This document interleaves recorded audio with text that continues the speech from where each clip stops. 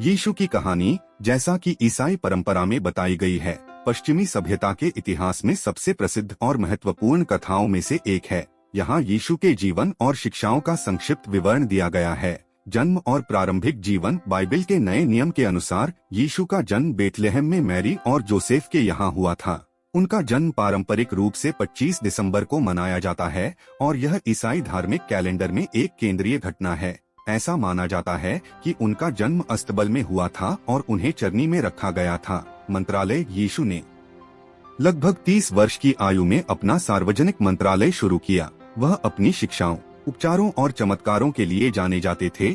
उन्होंने पूरे क्षेत्र में यात्रा की, ईश्वर के राज्य के बारे में प्रचार किया और पश्चाताप और हृदय परिवर्तन का आह्वान किया। उनकी शिक्षाएं अक्सर दृष्टांतों के रूप में दी जाती थीं, जो नैतिक या आध्यात्मिक शिक्षा वाली कहानियां होती थीं। चमत्कार। कहा जाता है कि यीशु ने कई चमत्कार किए थे, जिनमें पानी को शराब में बदलना, पानी पर चलना, कुछ रोटियां और मछलियों से हजारों लोगों को खाना खिलाना और मृतकों को जीवित करना शामिल था। इन चमत्कारों को उनकी दिव्यता और अधिकार के संकेत के रूप में देखा गया। क्रूसीकरण। यीशु की कहानी का चरमोत्कर्ष उनका सूली पर चढ़ना है। गॉस्पेल के अनुसार उन्हें रोमन गवर्नर पोंटियस पिलाट के तहत गिरफ्तार किया गया, मुकदमा चलाया गया और क्रूस पर चढ़ाकर मौत की सजा सुनाई गई। उन्हें यरूशलेम के बाहर एक पहाड़ी पर सूली पर चढ़ाया गया था, जिसे गोलगोथा या कलवारी के नाम से जाना जाता था। ईसाइयों का मानना है कि उनका सूली पर चढ़ना पापों की क्षमा के लिए एक बलिदान था और यह ईसाई धर्मशास्त्र का एक केंद्रीय तत्व है।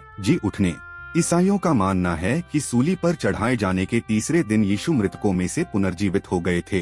पुनरुत्थान के नाम से जाना जाने वाला यह कार्यक्रम ईस्टर रविवार को मनाया जाता है। इसे पाप और मृत्यु पर यीशु की जीत और उनके मिशन की पूर्ति के संकेत के रूप में देखा जाता है। उद्गम। कहा जाता है कि अपने पुनरुत्थान के बाद यीशु स्वर्ग में चढ़ने से पहले अपने शिष्यों और अनुयायियों को दिखाई दिए थे। इस घटना को असेंशन के रूप में जाना जाता है और इसे ईस्टर के 40 दिन बाद ईसाई परंपरा में मनाया जाता है।